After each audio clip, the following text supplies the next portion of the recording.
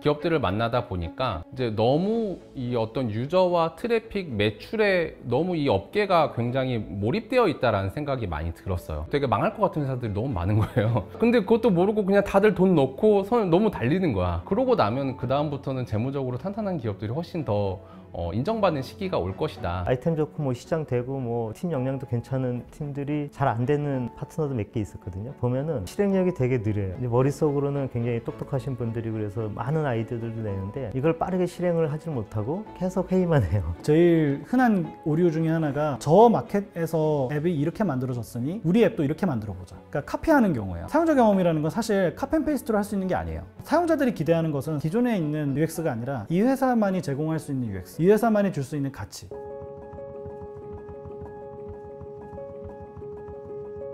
안녕하세요. 이오스튜디오의 김태용입니다. 이오스튜디오는 한국 최고의 스타트업 콘텐츠 회사에서 글로벌 미디어로 도약하고 있는 회사인데요. 인포뱅크의 IXL 대표를 맡고 있는 홍정철입니다. 저는 이재용 회계사고요. 지금 파인더스의 이사로 근무를 하고 있습니다. 컴퍼니노이드 랩스 장진규라고 합니다. 저희 회사는 컴퍼니 빌더라고 불리는 일종의 스타트업 인큐베이팅을 주로 하는 회사입니다. 원래는 저도 2000년에 창업을 했었어요. 어떻게 보면 이제 대한민국의 첫 번째 특허 관리 회사. 저도 이제 개인적으로는 발명자로 들어간 특허가 한 2,500건 정도. 인포뱅크가 크게 이쪽 창업계에서 유명세를 떨치고는 있지 않지만 현재 저희 포트폴리오가 170개 정도. 제일 저희가 투자해서 성공을 한 데는 이제 컴투스, 최근에 소카, 진짜 10개 중에 8개 정도는 후속 투자 유치를 저희가 시켰습니다. 평균 기업 가치도 한 6배 정도 키운 나름대로 역량을 갖고 있는 엑셀러레이터라고 봐주시면 될 것 같고, 생각보다 투자사들이 엄청나게 많아요. 잘 운영되고 있는데 대외적으로 홍보하지 않는 그 중에 하나가 인포뱅크였던 것 같아요. 카드 긁으면 문자 받으시잖아요. 그 문자 메시지 서비스를 98년에 처음 시작을 했었고, TV나 라디오에서 이제 문자 투표 한 번씩 해보셨을 텐데, 그 문자 투표도 저희가 처음 시작을 한 서비스. 자동차를 타면 이제 AVN이라고 앞에 텔레메틱스 나오잖아요. 현대기아차의 한 70-80%는 저희 솔루션이 들어간다고 봐주시면 될 것 같고, 굉장히 친숙한 기업이에요. 제가 중학교 3학년 때 이제 스타트업을 창업해서 3년 만에 이제 M&A를 통해서 엑시스를 하게 되고요. 컴퓨터 사이언스를 전공하고 인간 컴퓨터 상호작용이라는 분야를 전공을 했습니다. 제가 개인적으로 투자한 회사가 이제 48개 정도 됩니다. 되게 친한 미디어 회사 대표 중에 더밀크라고 이제 손재관 대표님 계신데, 더밀크 사이트 들어가 보면 이거 뭔가 매일경제에 있다 온 사람이 만든 사이트는 아닌 것 같다, 되게 좀 깔끔하고 잘 만들었다라는 생각이 드는데, 더밀크에 투자를 하고 UX 멘토링 같은 거를 해주신 분으로 알고 있습니다. 손정희 회장이 AI 얘기했잖아요. 저는 앞으로의 미래는 UX에 있다고 생각합니다. 왜 UX에 베팅했냐라고 물어보시면, 모든 제품이나 서비스 그리고 기술들은 어느 순간에는 상향 평준화가 돼요. 어느 누가 개발하건 어느 누가 디자인하건 비슷한 흐름으로 간다는 거죠. 그럼에도 불구하고 어떤 제품이나 서비스는 쓰지 않는단 말이죠. 그러면 왜 제품이나 서비스를 선택받고 선택받지 못할까요? 그 차이는 바로 UX에 있다는 거죠. 사용자 경험은 많은 분들이 단지 UI, 인터페이스 디자인을 한다라고 생각하시기가 쉬운데요. 사실 사용자 경험은 설계 분야입니다. 사용자들이 우리 제품이나 서비스를 어떤 식으로 경험하고 그 과정을 어떻게 밟아나가고 최종적으로 전체적인 경험이 어떠한 형태로 이루어지는지를 설계하는 게 사용자 경험 분야이고요. 사실 디자인만 있는 게 아니라 리서치도 있고 데이터 사이언스도 있고 여러 가지 이제 어떤 분야가 섞여서 사용자 경험을 설계한다 라고 보시면 될 것 같아요. 제일 흔한 오류 중에 하나가 저 마켓에서 앱이 이렇게 만들어졌으니 우리 앱도 이렇게 만들어 보자. 그러니까 카피하는 경우예요. 아주 큰 회사인 애플 같은 경우에도 스마트폰을 만들었잖아요. 그 스마트폰에 대항하는 대항마들이 많이 생겨났죠. 애플을 막 따라하기 시작했어요. 인터페이스도 따라하고 여러 가지를 따라했는데 다 잘 안 됐어요. 사용자 경험이라는 건 사실 카피앤페이스트로 할 수 있는 게 아니에요. 스타트업들이 초기에 앱을 만들 때 사용자 경험을 따라한다 그러면 보통 대부분 UI, 인터페이스를 따라해요. 사용자들이 기대하는 것은 기존에 있는 UX가 아니라 이 회사만이 제공할 수 있는 UX, 이 회사만이 줄 수 있는 가치, 이런 것들에서 사실 감명을 받거든요. 그런 부분들을 놓치기가 너무 쉽다는 거죠. 저는 단언컨대 해외에 있거나 좀 잘하는 스타트업들은 기본적으로 본인들이 이 인터페이스를 왜 디자인하는지에 대한 근거나 결과들을 충분히 검토해 보고 그 인터페이스를 반영하거든요. 스타트업들이 그렇게 하던 것을 따라하게 됐을 경우에는 대부분 그 깊이감이 없는 상태에서 그냥 베껴오기 때문에 똑같이 경험이 전달되느냐, 그건 아니라는 거죠. 재무라는 게 지금 있는 것뿐만 아니라 미래의 것들도 재무거든요. 앞으로 어떤 영역에 집중해서 성장을 해야 되고 후속 투자 라운드를 받기 위해서는 어떤 부분에 좀 중점적으로 지표를 잡아야 되는지 그런 부분들까지도 이제 설계를 같이 한다라고 보시면 될 것 같아요. 이재용 이사님은 3프로TV 보면서 정말 많이 봤어요. 스타트업의 재무제표를 다른 프로분들이 아닌 것 같은데, 그래도 말이 안 되는 것 같은데 하면 이게 왜 말이 되냐면요 하면서 좀 스타트업의 밸류에이션이나 가치평가 체계 같은 것들을 스타트업 편에서 많이 대중적으로 소개해 주시는 분. 기업들을 만나다 보니까 이제 너무 이 어떤 유저와 트래픽 매출에 너무 이 업계가 굉장히 몰입되어 있다라는 생각이 많이 들었어요. 사실은 기업은 스스로 돈을 벌고 장기적으로 생존해야 우리 개인과 기업과 사회를 되게 건강하게 만들 수 있다라고 생각을 하는데 되게 망할 것 같은 회사들이 너무 많은 거예요. 근데 그것도 모르고 그냥 다들 돈 넣고 선을 너무 달리는 거야. 분명히 또 구조조정을 한번 거칠 텐데 그러고 나면 그 다음부터는 재무적으로 탄탄한 기업들이 훨씬 더 인정받는 시기가 올 것이다. 지금까지는 스타트업 시즌 1이었다면 이제 앞으로 시즌 2가 열릴 것이다 라는 생각을 하게 됐고, 재무라고 하는 거에 대한 약간 이제 오해들이 많이 있으신 것 같아요. 재무가 뭐 어떤 갖춰진 거에서 뭔가 정리하는 역할이라고 생각하는 것들을 이제 많은 분들이 재무라고 표현을 하는데, 제가 생각하는 재무는 이제 앞으로의 미래를 어떻게 숫자로 설계할 것이냐가 저는 재무에 있어서 더 중요하다고 생각을 하거든요. 쉽게 말해서 성장성뿐만 아니라 안정성이랑 효율성을 같이 보라고 항상 이야기를 하고 있습니다. 그냥 남의 돈으로 이제 투자받은 돈으로 성장하는 게 아니라 우리가 스스로 자립할 때까지 얼마 정도의 기간이 이제 필요할 것이며 그것을 만들기 위해서 어떤 비용을 줄여야 된다, 아니면 어떤 매출을 만들어야 된다, 길게 보면서 예측해야 된다고 항상 이야기하고 있습니다. 최선 5년치는 그려야 돼요. 스타트업이라면 적자여도 괜찮은 경우는 성장 속도가 빠르면서 매출액에서 변동비가 차지하는 비중이 크지 않을 때는 괜찮습니다. 변동비라고 하면 매출 하나 발생했을 때 비례해서 같이 늘어나는 비용을 변동비라고 하는데, 개발하는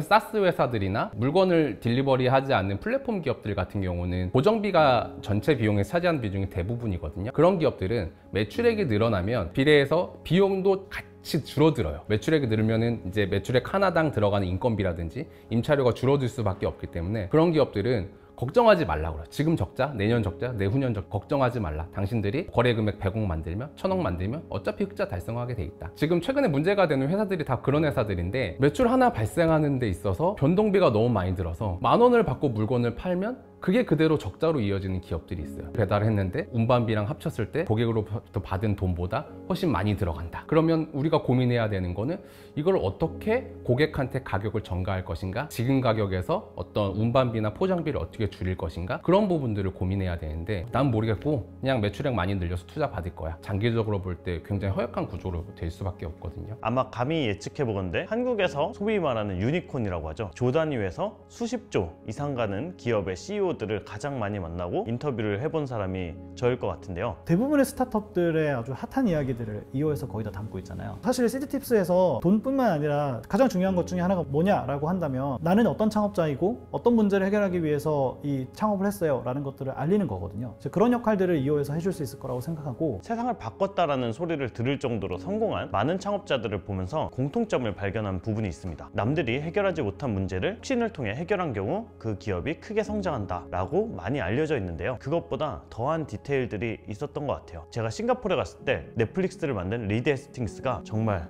이 정도 거리 앞에서 자기의 창업 스토리를 키노트로 얘기하는 거를 들은 적이 있는데요. 이렇게 얘기를 했어요. 나는 굉장히 오래전에 창업을 시작을 했고 DVD를 소포로 보내주는 것부터 시작을 했지만, 그때 소포를 보내고 있을 때도 지금처럼 언제 어디에서나 고퀄리티 컨텐츠, 엔터테인먼트 컨텐츠를 즐길 수 있는 세상을 꿈꿔왔다. 근데 왜 소포부터 시작을 했냐면은 그때는 인터넷 속도가 느렸기 때문이다. 그래서 그 시기가 오기까지만을 기다리면서 나는 할 수 있는 최선을 다했다. 모든 스타트업이 성공할 수는 없겠지만 100억 단위 성공을 넘어서 수천억, 조 단위 성공을 넘어간 경우들은 세상을 넓게 보고 초장기적인 생각을 한다는 것을 알 수 있었습니다. 이런 식으로 생각을 하는 거죠. 장사를 한다라고 한다면 지금 뭘 하면 돈이 될까? 그것보다 좀 더 큰 회사를 만들려면 남들이 해결하지 못한, 하지만 사람들이 짚을 용의가 있는 다양한 문제들 중에서 어떤 문제를 풀어야 내가 세상에 영향을 미칠 수 있을까? 그것을 넘어서 정말 크게 성공하신 분들은 이런 식으로 생각을 하는 거죠. 세상은 장기적으로 어떠한 방향으로 흘러가고 있는가? 정말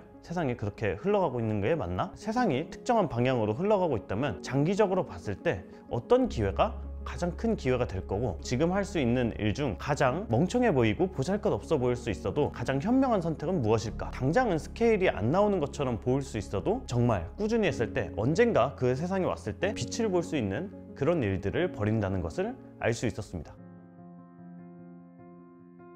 아이템 좋고 시장 규모 되고 팀 역량 좋으면 다 투자하고 싶은 건 다 똑같다고 보고 있고요. 저희 나름대로의 어떤 가치관 이런 건 조금 있어요. 패밀리즘에 기반한 끝까지 간다. 저희는 이제 투자한 팀들을 파트너 그리고 뭐 패밀리 이렇게 불러요. 투자사, 피투자사 이런 관계가 아니라 대표님이 중간에 뭐 너 힘들어서 더 이상 못하겠다. 팀이 완전히 붕괴가 되거나 이런 상황이 아니면 자금을 무한정 대드릴 수는 없지만 제품이면 저희가 제품을 사서 직원들 나눠준다든지 저희가 마케팅을 같이 한다든지 개발이 부족하면 저희 사업부의 개발 사업부를 지원을 해갖고 개발을 지원을 한다든지 끝까지 같이 포기하지 않고 가겠다. 저희가 투자한 파트너사 170개 중에 절반 가까이는 아마 형 동생 친구를 하는 것 같아요. 사업을 하다 보면 이제 힘들고 어떤 문제가 발생이 될 수도 있고 이런 다양한 문제점들을 겪는데 진짜 힘들고 그런 문제가 발생이 딱 되자마자 아마 저한테 전화를 할 거예요. 어떻게 해야 되지? 그렇게 빨리 이제 알면 저희도 대처가 빠르게 되고 해결 방안도 빨리 찾을 수 있고 아이템 좋고 뭐 시장 되고 뭐 팀 역량도 괜찮은 팀들이 잘 안 되는 파트너도 몇 개 있었거든요. 보면은 실행력이 되게 느려요. 근데 머릿속으로는 굉장히 똑똑하신 분들이 그래서 많은 아이디어들도 내는데 이걸 빠르게 실행을 하지 못하고 계속 회의만 해요. 판단도 비슷한 것 같아요. 투자 라운딩을 진행을 해야 되는데 중간에 이제 밸류가 조금 낮아진다거나 그러면 거기서 빨리 결정을 해서 투자를 받고 클로징을 빨리 해야지 그 다음 스텝을 받는데 결정을 못하고 계속 이제 투자 라운딩이 늘어지는 거죠. 오히려 이제 재무 상태 안 좋아갖고 투자를 받기가 더 힘들어지는 그런 경우도 많이 봐서 실행력하고 빠른 판단이 있는 팀들이 투자를 할 때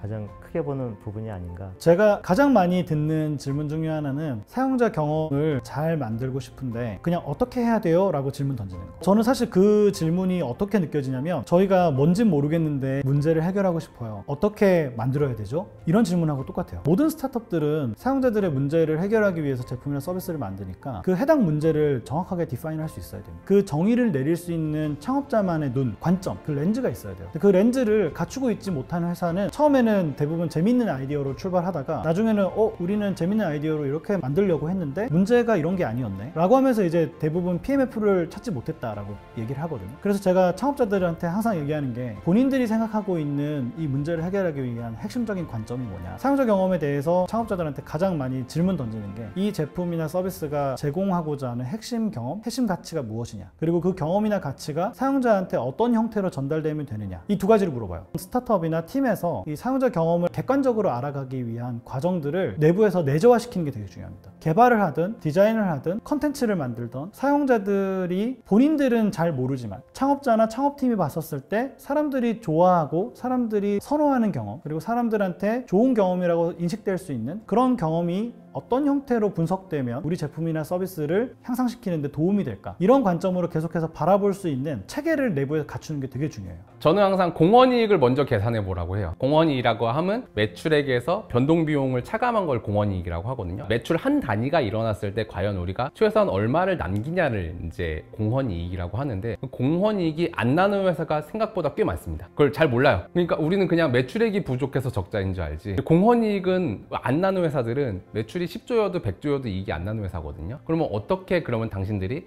매출 하나 팔았을 때 조금이라도 더 남길 수 있을지 검토하라고 하거든요. 공헌이익을 높이려고 한다면 결국은 매출을 단가를 올려야 되거든요. 매출 단가를 올리려면 결국 매출 지표가 속도가 떨어져. 속도를 생각하면은 가격 올리지 말고 계속 달려야 되고, 안정성을 생각하면 가격 올리고 속도를 좀 희생해야 되고, 지금 매출 1조 2조 나올 때는 그런 거 못하니까 100억 200억 나올 때 고민을 했었어야 돼. 너무 커지기 전에. 결국 유닛 이코노믹스가 한 개의 유닛, 그러니까 한 개의 단위의 매출액을 발생했을 때 어떤 매출과 어떤 비용이 발생하는지를 분석한 다음에 거기서 수익성을 개선할 수 있는 부분을 찾아라를 이제 유닛 이코노믹스라고 많이 얘기하는데요. 결국 그걸 회계적으로 표현하면 공헌이익을 어떻게 만들지 고민해라. 창업자들도 여러 가지 종류가 있는 것 같아요. 되게 컨설턴트처럼 어떤 시장 기회들이 있고 나는 그냥 그 중에서 제일 기회가 될 것 같은 걸로 할래, 이런 분도 있는 반면 저 같은 경우에는 좋아하는 일을 해야 되는 사람이었어요. 한국 스타트업 생태계에서 컨텐츠를 만들었을 때 이거 굉장히 비주류고 이게 주류 문화가 되기까지 시간이 오래 걸릴 텐데 텐데 저희 팀원들도 막 전 국민 수천만 명 이상 보는 그런 콘텐츠들 만들고 싶고 욕망들이 있잖아요. 그러다 보니까 한국에서만 해서는 답이 안 나오겠다. 그리고 한국에 계신 분들도 실리콘밸리, 싱가포르, 이스라엘 이런 스토리들을 너무 듣고 싶어 한다. 그런 생각을 하면서 글로벌 진출을 준비하게 됐는데 영어도 작년까지 스피킹이 안 됐고 한국 기업가들은 많이 알지만 미국 기업가들은 알지 못하니까 과연 글로벌 진출을 할 수 있을까? 내 능력으로 할 수 있을까? 이런 종류의 고민들을 많이 했었던 것 같아요. 더 큰 시장으로 나아가지 못하면은 그거는 안주하는 거고 천천히 죽어가는 것일 뿐이다 라는 생각을 하면서 에라 모르겠다 하고 도전을 했는데요. 전 세계 2억 명이 쓰는 이제 노트 앱 에버노트를 만든 필리빈이라든지 현재 지구상에서 가장 빠르게 성장하고 있는 스타트업 중 하나인 HR 플랫폼 딜의 공동 창업자들을 만나면서 세계 최고의 엑셀러레이터의 수장인 Y 컴비네이터의 마이클 세이벨 같은 사람들을 만나면서 내가 사실 이런 분들을 간절히 원하면은 만날 수 있는데 도전할 생각을 못 했구나. 사례 하나만 만들면은 나머지는 줄줄이 따라오는구나 라는 것들을 경험하면서 결국에 글로벌이라는 것도 도전의 영역이고 용기의 영역이라는 것을 알게 되었습니다. 그리고 글로벌 기업가들이 한국과 굉장히 재밌게 다른 사고방식을 많이 갖고 있었는데요. 한국에서 창업 교육을 듣거나 투자자들 멘토링 세션 같은 거를 하면은 그런 얘기 많이 하잖아요. 큰 시장으로 나아가라. 500만 명 이상 쓸 수 있는 그런 제품을 만들어라. 이런 조언들을 많이 듣잖아요. 결국에 내가 해결하고 싶은 문제는 이거고 내가 좋아하는 건 이건데 그걸 해서는 벤처 투자자들이 돈을 넣을 이유가 없다. 그런 거 말고 이런 것 좀 해봐라. 근데 미국에서 만난 창업자, 투자자들이 좀 특이한 얘기를 하는 거예요. 그냥 네가 좋아하는 걸 해라. 창업 처음 하면은 그냥 좋아하는 거 해라. 그러면은 세상에 그거 좋아하는 사람 1000만 명 그 이상 있겠지. 우리는 한국이라는 나라에서 이제 비슷한 사람들이 모여서 살고 있기 때문에 어떤 제품을 이 나라에 맞게끔 만들면은 그냥 5천만 명짜리 시장인 거고 미국에서는 20억 명 이상이 영어를 쓰고 많은 사람들이 미국에 관심을 갖고 있기 때문에 미국 스타트업 CEO, 창업자, 투자자들은 기본적으로 그냥 우리가 만들면은 전 세계로 퍼져나간다. 그렇기 때문에 자유롭게 좋아하는 일을 쫓아도 된다. 그런 다음에 경험과 인사이트가 쌓이면은 그 뒤에 더 큰 걸 해봐도 된다 라고 이야기를 하는 걸 보면서 꽤나 충격이었습니다. 이후도 국내에서만 머물렀다면 그런 마인드셋과 막대한 자본을 끼고 싸우는 그런 사람들과 언젠가 마주하게 됐을 텐데 결과는 뻔했겠죠.